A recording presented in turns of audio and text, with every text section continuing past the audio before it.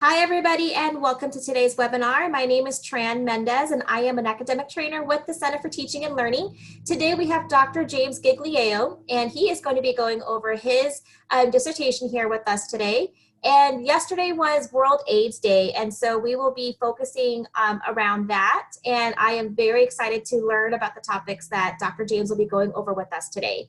Just a couple of housekeeping items. I am currently recording today's session. I will have it posted in the comments by tomorrow morning.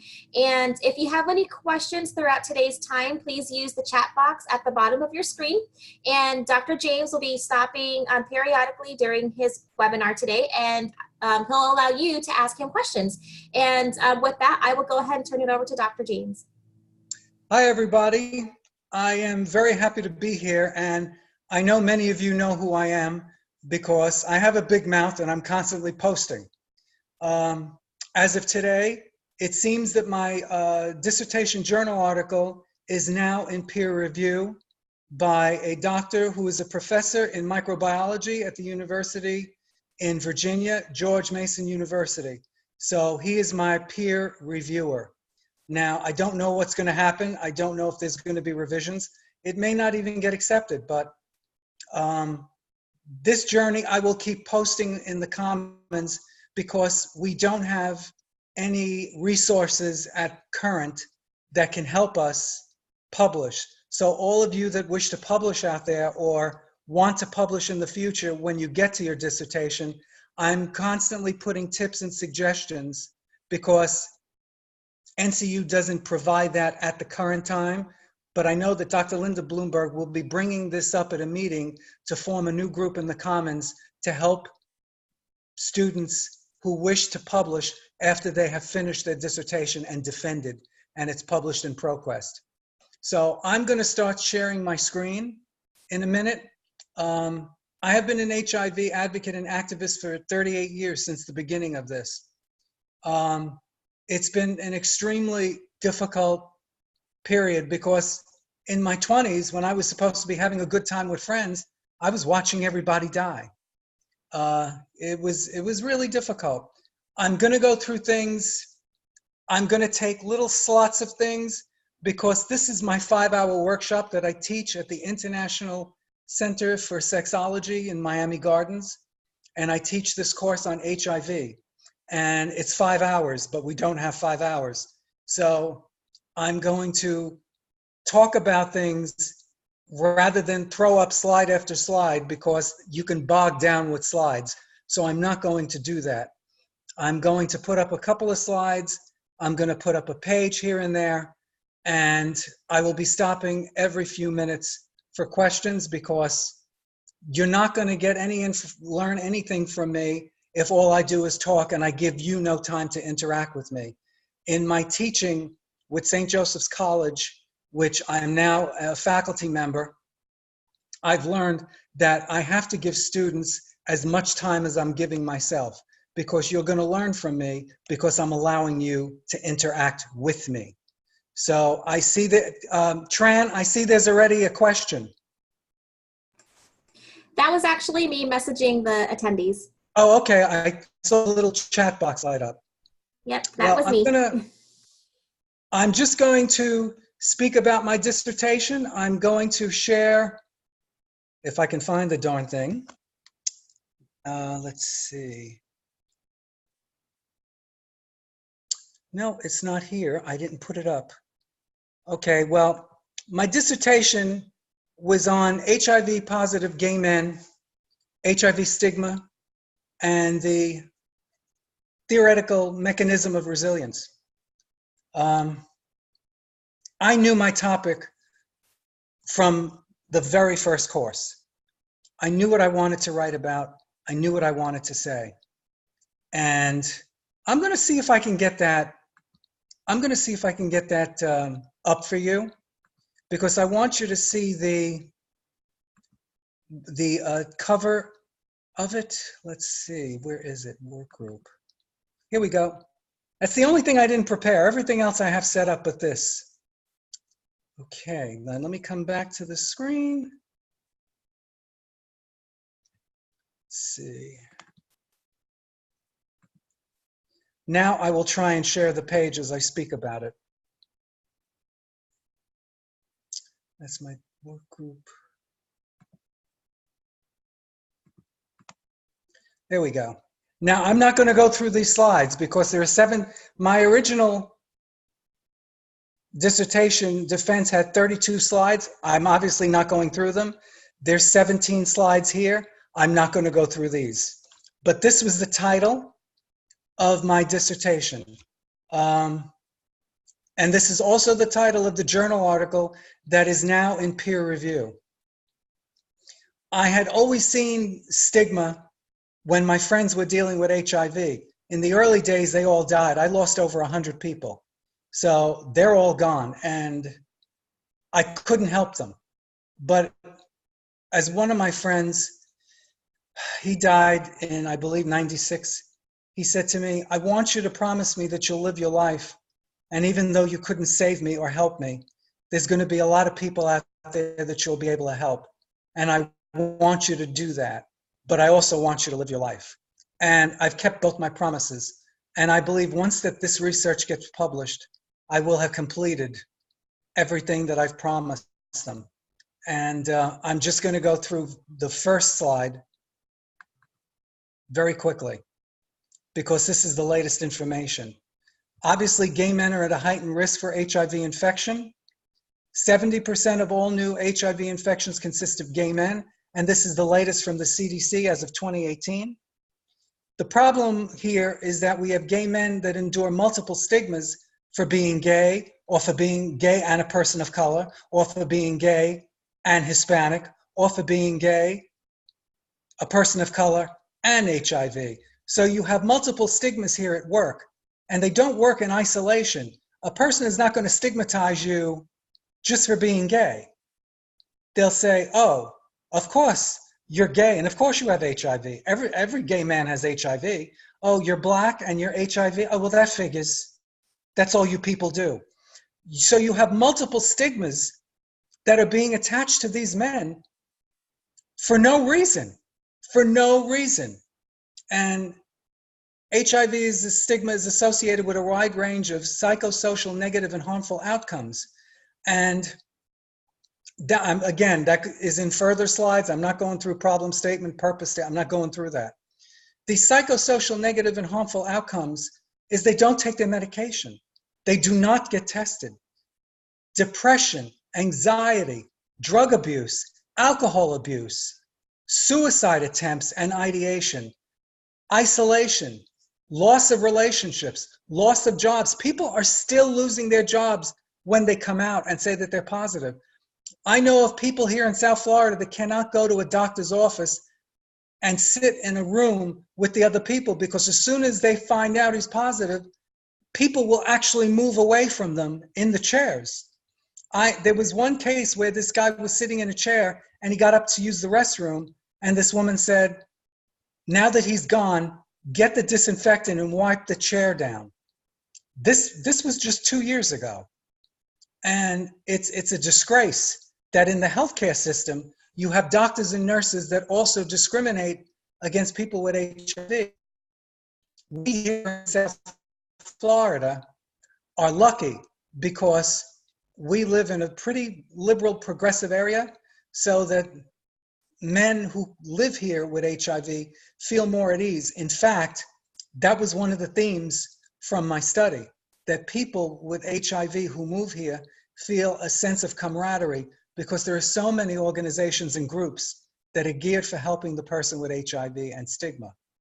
And so in looking at the problem, I thought to myself, how can I research this? And then I thought I could do a quantitative analysis doing a survey, but that's not going to give me the meat and potatoes. It's going to be A, B, C, D, E. That's all it's going to be. Stigma means this to you. I wanted to hear their stories. I wanted to hear the way they lived. I wanted to know what they felt. I wanted to know what they experienced. Did they lose relationships? Did they lose their family? Many of them were thrown out of their house. One of my participants said, you know, I could tell my mother I was in prison. I could tell her that I was gay, but I could not tell her I was HIV positive. Some of them were active drug users. When they came into me, thankfully, they were not high. But some of them were active drug users because they just couldn't cope. I had 10 Caucasian men, 2 Hispanic men, and no African Americans. You may ask why. Well, when I was doing it, I put anybody that was positive and gay or who had sex with men for 5 years or longer could apply.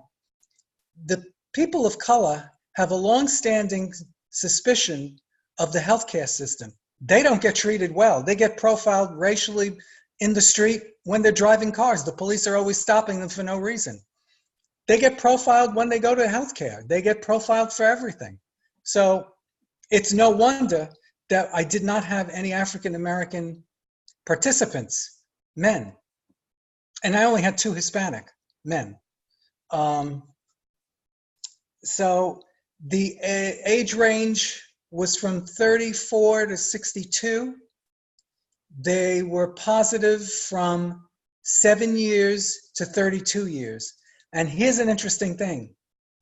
The stigma from 30 years ago is not much different than what they experience today, other than the fact that it's not as in your face. It is more covert. They'll do it behind your back. Well, no, I'm not going to go out with him. He's positive. On the dating apps, I've heard a lot of that. You be clean. I'm clean, you be clean. And the guy will say, well, yeah, I'm clean. I took a shower. And he goes, no, I don't want any diseases. Do you have HIV? Yeah, I have HIV. Well, I'm sorry, I don't date guys with HIV. They're stigmatized and shamed. And I sit on a couple of stigma groups out of the University of Gainesville, Florida. And I just had a meeting with them at noon right before this. And we're talking about intervention strategies. And I'm looking to piggyback and hop on a research paper that they're already working on that maybe I can be a co-author and get some information disseminated to them based on my own findings. Now, resilience. What makes resilience so special? Well, resilience was a term that they started using in the 1980s and then it died out. Recently, it's been resurfaced. And I thought this would be a good theoretical framework to work with. And there are many different forms of resilience, from dealing with heart disease to dealing with cancer to dealing with bullying. There is one area for all of you out there who have not done a dissertation yet. It's called stress inoculated resilience, meaning that being exposed to a chronic stress gives you the fortitude to overcome it. It's like taking a flu shot. You're injected with a dead virus so that you become immune to the live virus. Well, it was proposed by Meichenbaum in 2017, who's now beginning to do more research on it. And I think that's a wonderful topic for research, a theoretical framework of resilience. It's called, again, stress inoculated resilience. So my findings, again, I've got to get fast. It's 15 minutes already. My findings are education was the second biggest thing. People need to be educated. They needed to educate themselves. Number one, it was the support system. They need a support system. If they don't get it from their family, they need it from the community, they need it from their peers, they need it from their friends. Support was the biggest factor. All 12 of them mentioned support. The smallest factor, believe it or not, was spirituality and religion. In fact, I'm doing a poster for the APA conference in 2020 on this topic. Why did it not make a bigger influence in resilience? Very simple. I was told by the guys, I don't consider spirituality and religion anything. My religion told me that I'm going to hell. Why would I choose God and religion when I'm damned by God for being who I am? So no, religion didn't help me at all. In fact, the Bible made things worse for me because people kept throwing Leviticus in my face, telling me that if I had sex with men and lied down with men, I'm going to hell. It's an abomination. So no, it actually made me feel worse about myself. So that was what my research showed, even though previous research has showed that religion was a positive influence. So my research was in total opposite of that. Is there any questions on this? Please type it. And in the box.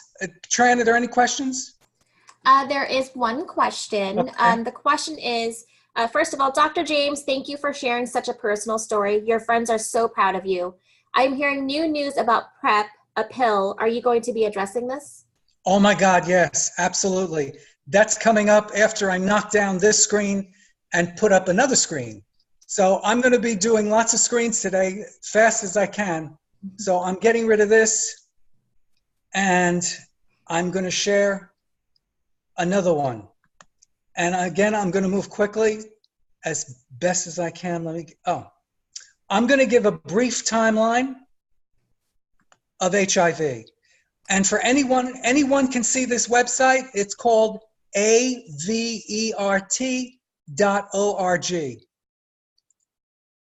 And it gives you decades. The first case was discovered in 1959. So to any of you people out there, was a government conspiracy?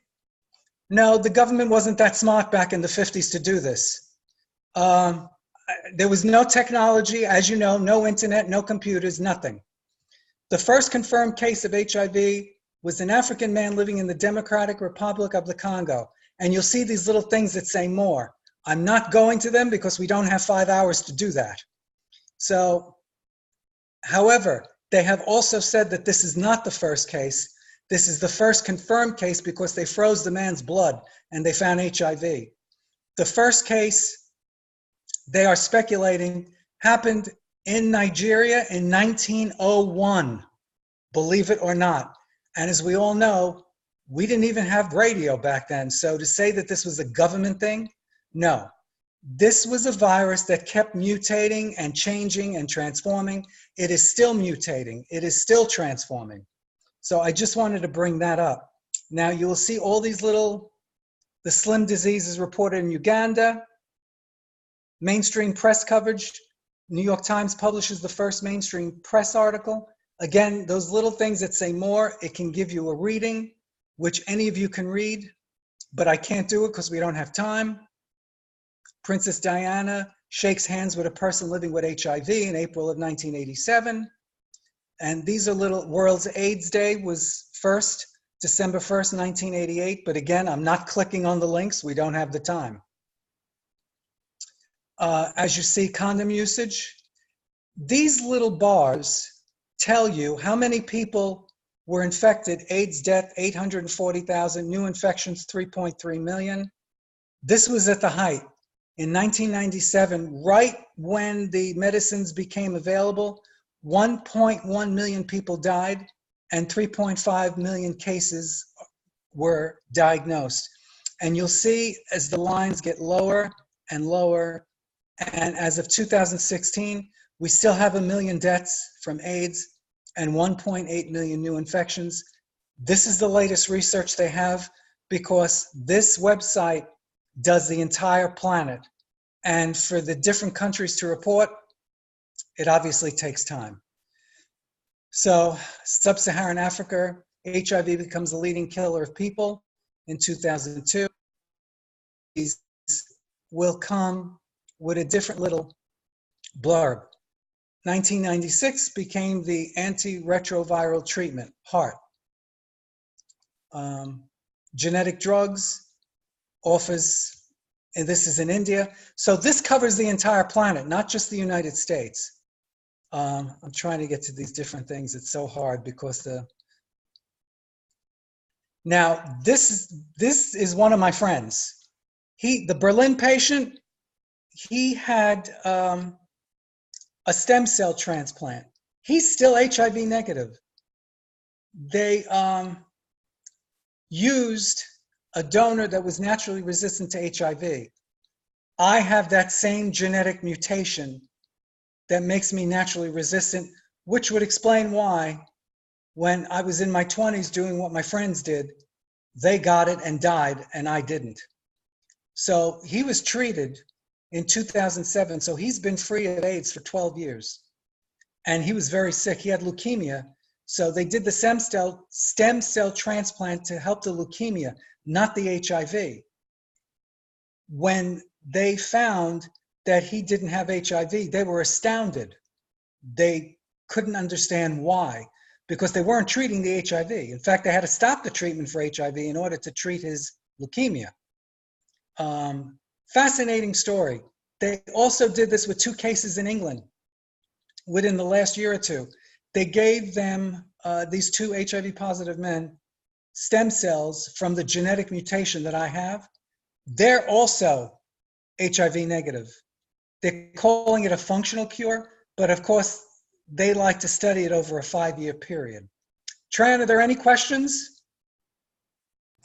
Yes, we have a student that writes in, thank you for this webinar. I need good information.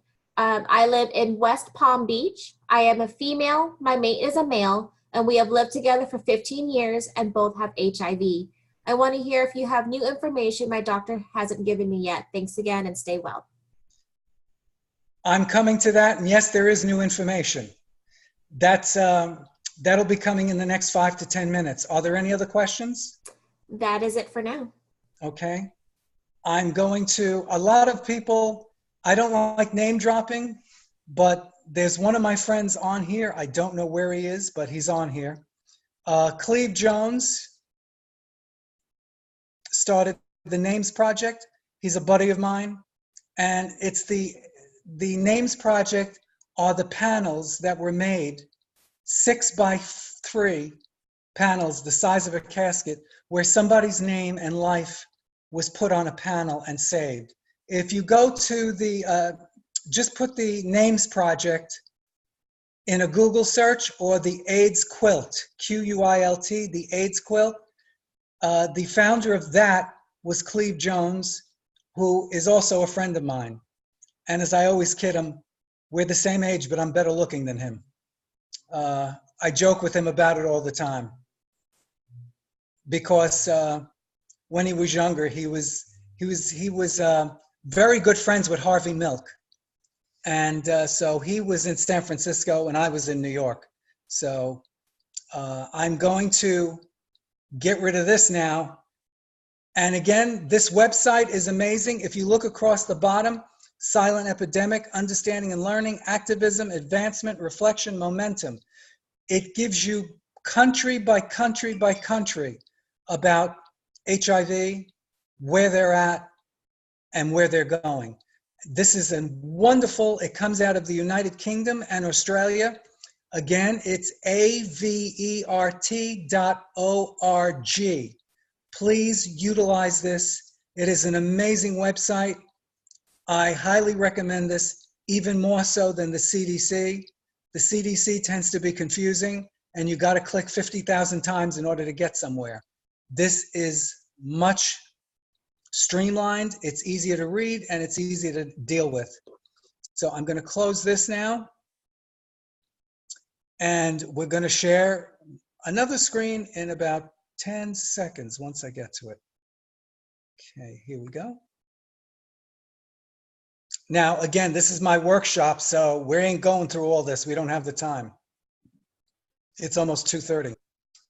So we get, that's from my class. I did my dissertation presentation on positive men. Now, the workshop, everything you wanted to know, and the kitchen sink.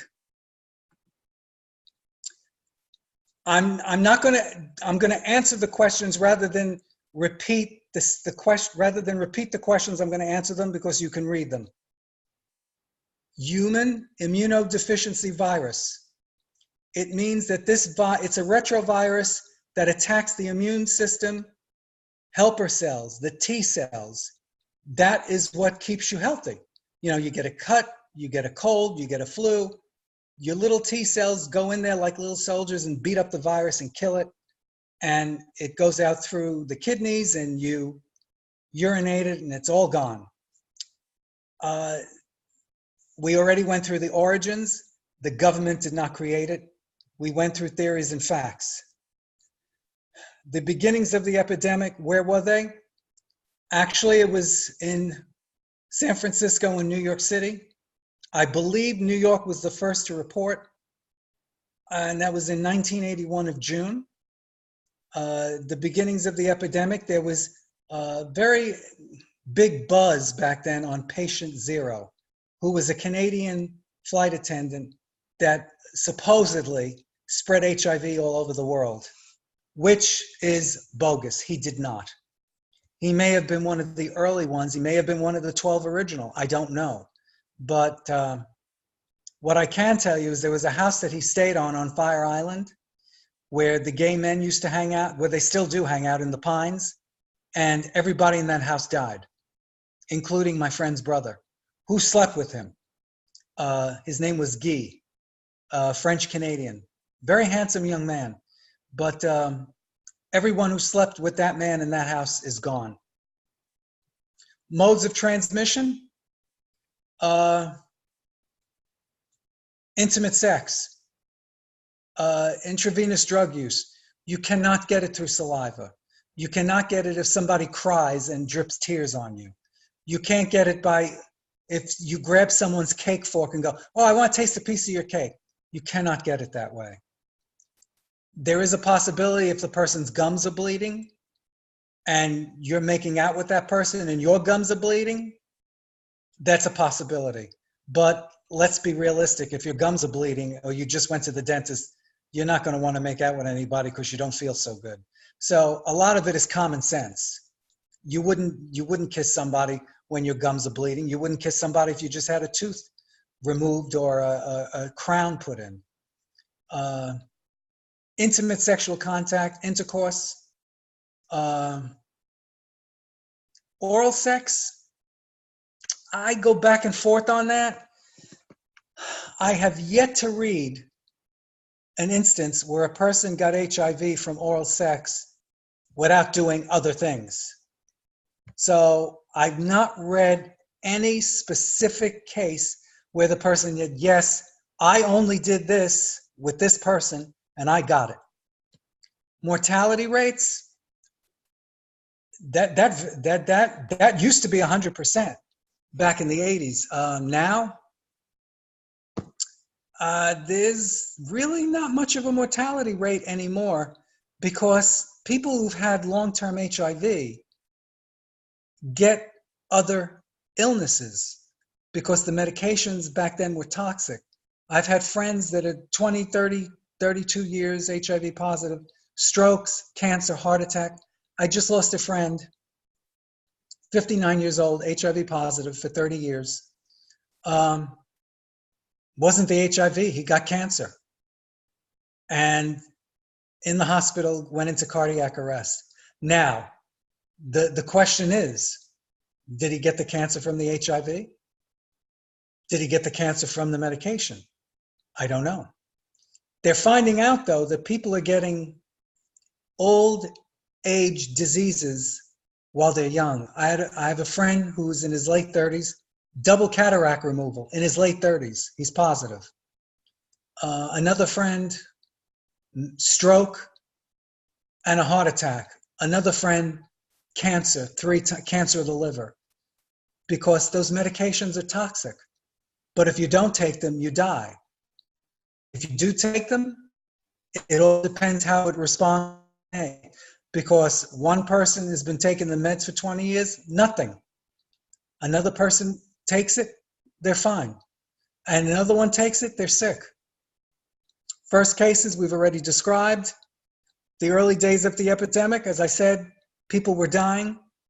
They didn't know what to do. The federal government wasn't helping them. The reaction by the government was to ignore it. The news media was scaring the hell out of everybody. So let me go into the next page again. Let's see. Opportunistic infections and diseases were in the early days. The KS lesions and the pneumocystis pneumonia, which is a specific pneumonia for HIV, and a botched immune system. KS lesions is a form of skin cancer that usually happens to people of Mediterranean and Jewish descent that are elderly. These guys were getting it in their 20s. MAC and MAI, those are diseases of the eyes. Mycobacterium avium complex and Mycobacterium avium intercellulare, which is a parasite and a fungus that goes into the eyes caused by an immune system that's not working. In the early days, we had quack medicine and cures. It was pretty awful. The medicine that they were telling people to take, the cures such as AL-721, AZT, D4T, these were all medications that were supposed to cure it. AL-721 came out of Israel. It was actually albumin from the eggs. And people were sending away to Israel for it. It didn't work. I'm going to finish this page and then I see the chat box lighting up. When were the hearts introduced? 1996. These are the antiretroviral treatments. The early meds, these were toxic. Norvir, Crixivan, Abacavir, and 3TC. Abacavir was so toxic that if you took it and had a reaction, you could die. You could actually die. And there was no way of knowing if you were allergic to it until you took it. So you were playing Russian roulette. Now they give it in such small doses that it's okay. But back in the day, it was really bad. The reverse transcriptase inhibitors were DDL and DDC. These were all early medications. They were very toxic because they gave them in such large quantities, just like AZT. People were taking 16 pills a day. Now they give them a portion of only one.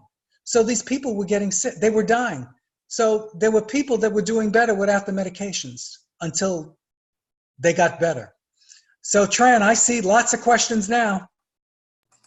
Yes, we have quite a few. Let's go. The first one is, what are your favorite movies that teach about AIDS in which Hollywood, in your opinion, did a good job capturing the truthfulness of the epidemic? Longtime Companion and the one with Tom Hanks, Philadelphia Story. Philadelphia? Those were my two favorite. Tom Hanks movie actually gave a very good, accurate description of the way it was. It was so accurate. And by the way, the people in the cast at the end when they had that big party after Tom Hanks passed away, all of those people in that movie were HIV positive. They're all dead. Sorry, I just had a sip of water. My next question? The next question, it's actually a comment. James, great work. Sorry I have to log out mid-session. I'm at work. I need to get to a meeting. Take care. Okay. The next question is, are elderly gay men with HIV being stigmatized in old folks' homes from healthcare providers? Absolutely. Go ahead. Oh, and then the second part of the question is there a fear in the community with growing old with their health records stating they have HIV but are living a long life regardless? Yes. We're now seeing popping up in several cities assisted living for the LGBT community, which encompasses those with HIV. We are beginning to see these pop up. In fact, here in Fort Lauderdale, they're in the process, as I'm speaking to you, building buildings for low-income LGBT people that are senior citizens living with HIV and other conditions which cause them to need help. So yes, it's still very difficult. You would think that physicians and nurses would have more compassion, but unfortunately, and this is a personal opinion, because of the Christian religion, there is a lot of hatred, bias, and venom toward people with AIDS in general. And if they're a person with color, you bring in then racism and bias, not only for the HIV, but for the color of their skin. Go ahead, Tran. And then the last question so far is, I am sorry for your loss of your friend after 30 years. I've learned HIV and AIDS won't kill us, but the disease speeds up the aging process and we don't live as long as we normally would.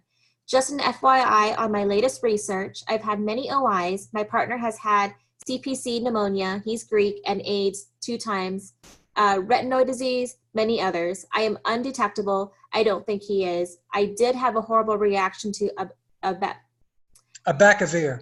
Abacavir, yes, thank you for that. Yes, I have some very good news coming out for you and your partner, which I'm going to get to. But I'm so sorry for what you're going through. I think this is the thing that people forget, that just because you're on medications, that everything is fine and dandy. It's not fine and dandy. And you are absolutely correct. You age 2 to 3 times faster than me. I have friends with HIV that are 10 years younger than me that look 20 years older than me. I mean, I'm beautiful other than the white hair, which I'm very proud of.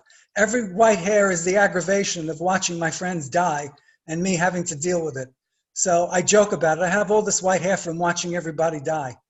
But you know something, and I'm speaking to these two people specifically. If your partner gets on his medications and sticks to it, he can be undetectable, and maybe he won't be going through, maybe he or she won't be going through what they're going through with the illnesses that they're experiencing. Because when you don't stay on your meds, that's when the opportunistic infections take hold. When you stay on your meds, it prevents the virus from hurting you. Now, yes, you will age quicker. And I do want you to know that the oldest person with HIV just passed away at 100. He was 100 years old. He became infected at the age of 84. So good for him that he was having sex at 84 years old, and he just recently died after his 100th birthday. So the not living long or not having a complete life, I'm not so sure about that anymore. Now, if you've gotten HIV in your 20s and you're now in your 50s or 60s, you've already had it for 30, 35 years. That may be a little different, but he got it at 84, he lived with it for 16 years, and then he died of old age. He didn't die of HIV. So I'm a little, as the medications get better, I think the life expectancy will get better. Any other questions, Tran? Yes, there's one more. What struck me the most about the book and the band played on was that in the early days of the president and politicians received a lot of criticism for inaction, while at the same time members of the gay community were getting grave warnings from their peers in the gay press. I would like to hear your perspective. Oh, and they were getting grave warnings, and people, excuse my French, but I'm going to use the term, they were scared shitless. I was one of them. People, the majority of the gay community stopped having sex. However, the government, you look to the government for help. I'm not looking for the government to take care of me, but I'm looking to the government to give money for research to tell me what it is I need to do.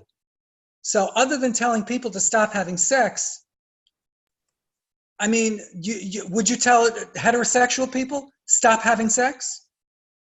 It was so easy to tell gay men to stop having sex because of the fact that they were gay and they were having sex with the same gender, they're having sex with same gender people. I said, would you tell a husband and wife to stop having sex? Would you tell a boyfriend and girlfriend to stop having sex? Likely you wouldn't.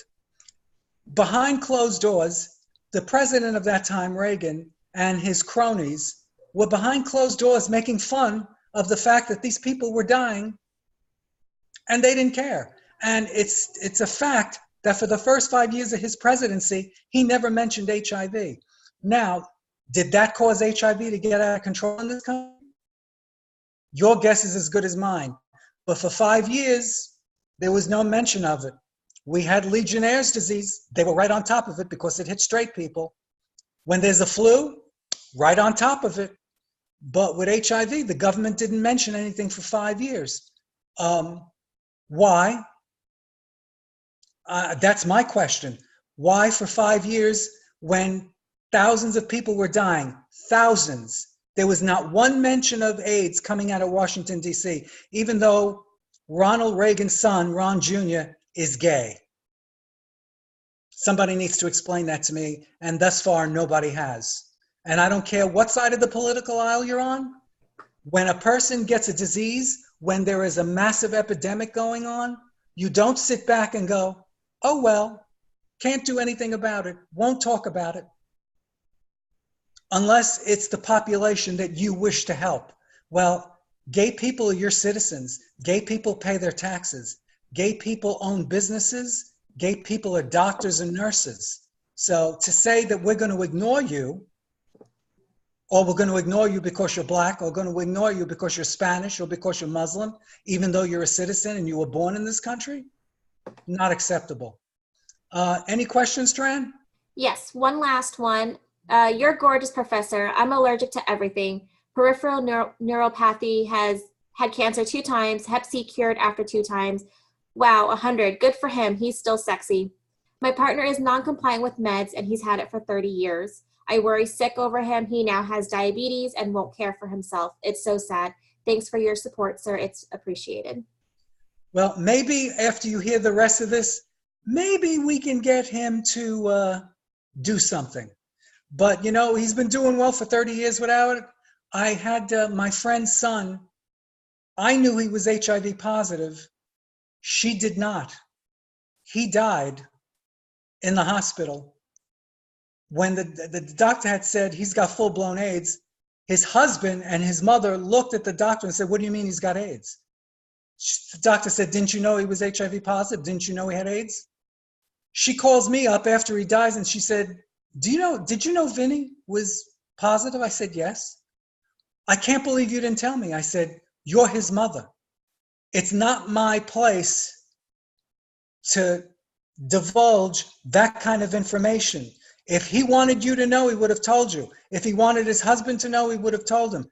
I, as a professional, have to respect a person's HIPAA law, even if I don't agree. And I told him, in the strongest terms, Vinny, I don't agree with this. You should tell your mother, you should tell your husband.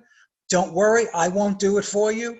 But in the strongest terms, you're making a huge mistake and you need to go on medication. He chose not to, and he died. He was 56. So much for that. But let me keep moving on here. I'm going to go through this really fast. Side effects of the medications I've spoken of: HIV testing, antibodies, ELISA test, rapid test. The test now gets done in 20 minutes. It used to take 2 weeks. The ELISA test was the test that they still use. The Western blot is the definitive test. That's the blood test that tells you you absolutely have HIV in your blood. The length of time for results, 20 minutes. There's now one coming out, 5 minutes. Time from transmission to diagnosis, it used to be 6 months. They've now got it down to 10 days.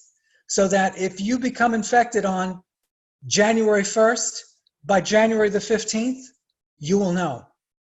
You don't have to wait 6 months. Progression from early diagnosis of HIV to AIDS, that all depends on you. Are you taking care of yourself? Are you taking your meds? What's the difference between HIV and AIDS? Very simple. HIV is the presence of the virus. AIDS means you have a significantly compromised immune system with T cells of 200 or less.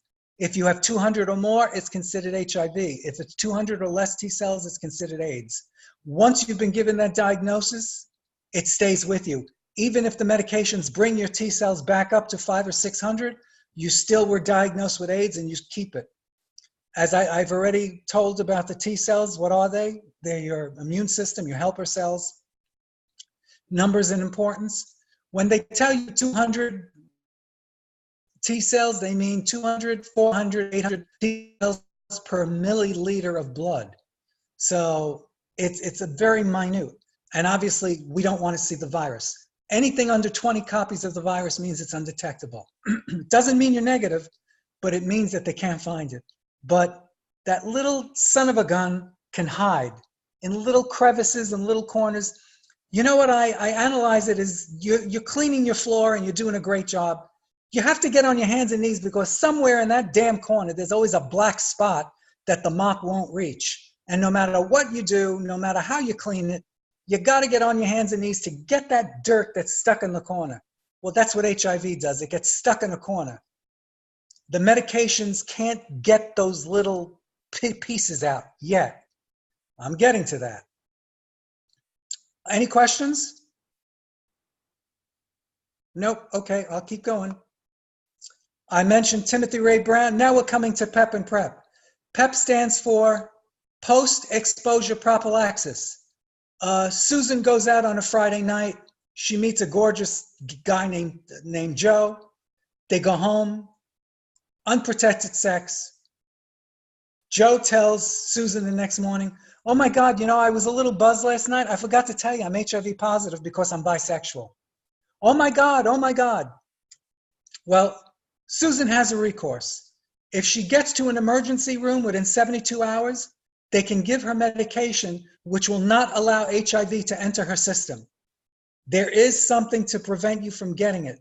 So you go on the medication right away for a month, and then you do follow-up testing. And they may decide to keep you on it for 2 months. So you do not have to get HIV anymore. Or Bill went out with Stephen. Bill is negative, Stephen's positive. Stephen doesn't tell Bill. The next morning he says, gee, you know, I'm sorry, there were no condoms available, but I hope you don't mind. I'm assuming you're HIV positive because I am, because you let me have intimate sex with you, so I'm assuming we're both positive. He can run to the emergency room. Any emergency room in the United States will treat him and give him a month's supply of medication. It's called post-exposure prophylaxis, PEP. PrEP. Pre-exposure. Okay, I'm a gay man. I don't want to get infected, so I go on PrEP, pre-exposure prophylaxis. I go on the medication for 4 to 6 weeks, but I must take it every day. I cannot skip. I will have a 99.3% likelihood that I will never get HIV as long as I stay on that medicine. It used to be Truvada, and you will see under the next thing, the latest meds, Biktarvy, Complera, Descovy. Descovy is now what they're using as PrEP. They're not using Truvada because of the side effects of the kidneys and bone density. Descovy does not have those problems. So the doctor will likely put you on Descovy. However, people that are HIV positive go on either one of these 3 medications. 1 pill a day. Current research. Latest on functional cures, I explained Timothy Ray Brown and the 2 guys from England. Current research is they're working on the DNA level now. Future research, they're going to stick with the DNA level because once they've unlocked that secret, HIV is toast. Medications. What I found is that I attended a webinar several weeks ago with leading researchers in the field from, I think it was Harvard Medical School and Global Health out of Massachusetts. They said that there is a medication in stage 3 trial, 1 pill a week. A week.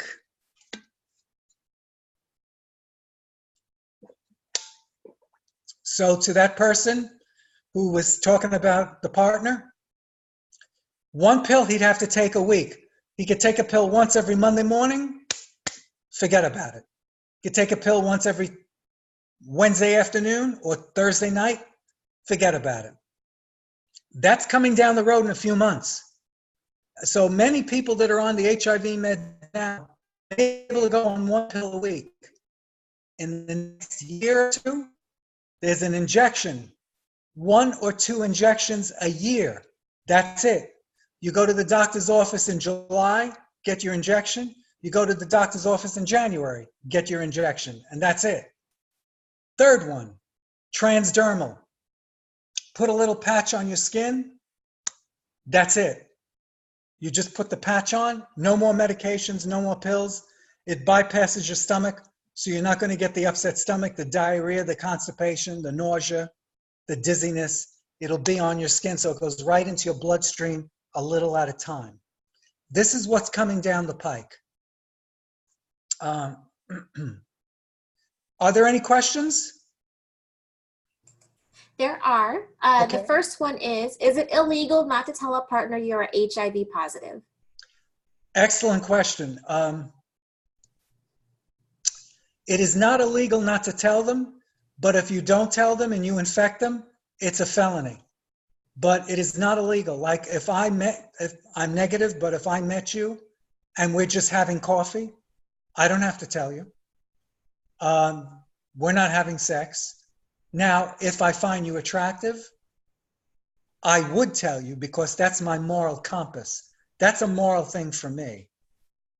Do you have to? Usually they don't. And most people won't ask. I ask. Excuse me, I'm single. I'm an active gay man who's single. I don't have a partner. So yes, I do enjoy the company of men from time to time. And what I do is I'll sit and have dinner, coffee, and I'll have a long conversation. I just don't, 1, 2, 3, bang. No, I want to know about you. I want to know your health, how you take care of yourself. If you don't have respect for yourself, you're not having any respect for me. I don't care if you know me 20 years or 20 minutes. If you don't have respect for yourself, you're not having respect for me, period. So no, it is not illegal. But if you infect somebody and that person reports you and says, yes, he's the only person, she's the only person I've had sex with in 6 months, that's how I know it's them, they will go to jail. Yes. Any more questions? Yes, we have a couple questions and comments. 1 pill a week, but for folks who are undetectable or consistent med users, my partner is on a regimen for resistant strains. Now, I'm not sure of, but I can tell you the medicines are getting more and more sophisticated. If he has resistant strains, that's a tough one because they're finding more and more resistant strains coming out. The reason that's happening is when people say they're HIV positive and they're with someone who's HIV positive, they'll say, well, we can have unprotected sex because you have HIV, I have HIV. It doesn't make a difference. It does make a difference because you're adding different strains to the mix. So you have HIV-1 has 19 substrains, which is found in Africa and the United States. HIV-2 is found in Europe. That's their 2 main strains with 19 fingers. So if you have HIV-1 and you have 6 or 7 fingers onto it, that's not good because you're becoming resistant to all the medication those 6 other people are taking. So it's wise that if you're positive, not to get a resistant strain, not to get reinfected.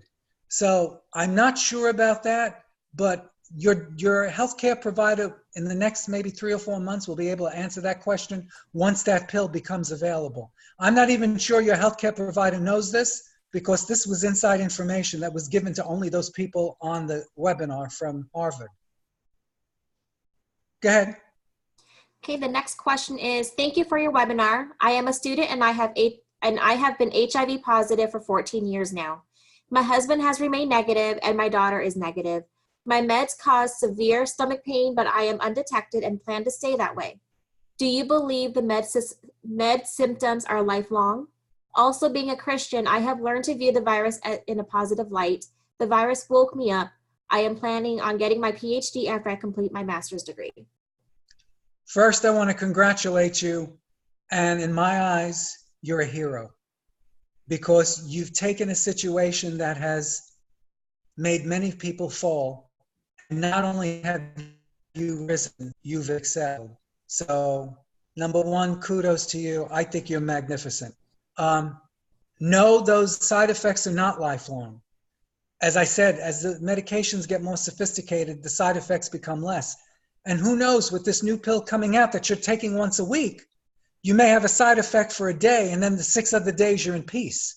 And you may not have any side effect at all. Because don't forget, the medication you're taking may be giving you the pain in the stomach, but the next person, it's not giving a pain in the stomach. So the way it's reacting to your DNA and your body is going to be very different than it reacts to the next person. And who knows, this new pill coming out may not affect you at all. As for your husband with the resistant strains, he needs to keep close tabs on that because they are resistant. And there's so many medications they can try on him. So he may be resistant to 2 or 3 medications, but there's like 30. So they have to find the right combination. in order to keep the virus suppressed. Next. Thank you. With all of the medical advances being made, is the number of HIV cases declining? I'm so glad you said that, because that is my next slide. There we go. This is very bad. This is very bad. Now, the reason this is so bad, you see the annual HIV infections. This is in the United States. It started out in 2010 at around 41,800. Do you see how it drops to 2013 to about 30, 38, 39? Here it's stabilized. That means the rate of infection is not dropping. And again, this is the latest that I have from the CDC. They take their time giving information. But as you can see, the rate of infections have not declined, which means the message of PrEP is not getting out there, which means people are taking chances, people are having unprotected sex, and in the African American community, they are disproportionately affected more than any other population in the United States. They're taking chances. Again, many of these guys have girlfriends and they're on the down low. They're bisexual and they don't tell their girlfriends, they don't tell their wives. They drop the girlfriend off and then they go looking for a guy.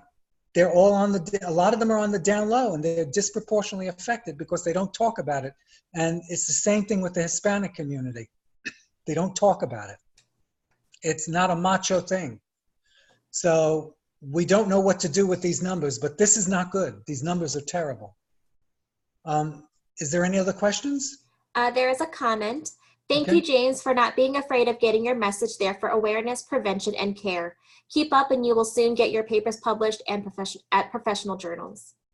Well, the latest as of this morning is that I'm in peer review, as I stated at the beginning. So I'm crossing my fingers that, again, I don't even know what that means, peer review. I don't understand it. I've asked my chair, but she's so busy. She's my former chair that works in the school at NCU. But I can't expect people to do my work. I can't expect people to grab me by the hand and lead me along like a kid. I got to do my own work in order to find out my answers, because it's affecting me. I need to know. So it's the same thing with this. If any of you out there have concerns, write me privately. I will answer you privately. I will, if I have to look up something, if I have to go to my people to get information, because I work with the health department at the state of Florida. I work with the University of Gainesville, Florida, on an HIV stigma. I sit on the HIV Review AIDS panel. Anything that comes out of the health department in Tallahassee comes to our group for dissemination before it goes out to the public. So I'm on that panel, and I'm on the MSM, Men Who Have Sex with Men's HIV work group throughout the state of Florida. I represent the Fort Lauderdale area. So I'm all over the place. So if there's anything I can do for any of you, I'm going to keep posting. I have a big mouth, and I like transparency. I like to help people, because if I can get a PhD at my age, come on, man. Most of you are younger than me. I got a 3.98 GPA for my PhD and my MFT course, Marriage and Family Therapy certificate for the LGBT community. I had a 4.0 index. If I can do this stuff, I'm not young. I forget things that I did yesterday. If I could do all this, so can you. Even if you have a job and a husband, don't make excuses. Don't make excuses for not doing something. It's worth it. I've had so many doors open to me. I've had so many good things happen to me. When you get the DR before your name or the PhD after your name, your world will change. I promise you this. I could walk into a room and they'll say, Dr. James is here, Dr. James is here. And I'm like, whoa, I'm not used to that. So, stick with the program. If you need help, write me. If you need information on HIV, write me. This will all be recorded, so you can copy a copy of this for yourself. Read my dissertation if you're interested. Hopefully in the next couple of weeks, I can write you and say it's published and here was where you can find it. So it's 3 o'clock and I'm going to hand it back to Tran. Thank you so much for everything. Thank you, Dr. James. And then the faculty member clarified, peer review is that your paper is sent as a blind copy to other authors for evaluation and decision. Normally 3 authors review your paper and the paper doesn't have your name, which makes it objective evaluation based on decision criteria. Oh, now you see, nobody told me that. Even my chair didn't tell me that. I did not know the process. So whoever this faculty person is, thank you. I have a feeling I probably know her. It is Dr. Fonseca. Okay, no, I don't know about, yeah. Oh, yes, yes, yes. We chat in the comments, yes. Thank you. Yes, that's what she just said. Well, everybody, I hope you enjoy the rest of your day. Thank you so much for being here. I will have the recording posted in the comments by tomorrow morning, and I hope you enjoy the rest of your day. Thank you again, Dr. James. Bye-bye. Bye-bye. Have a wonderful holiday, everybody.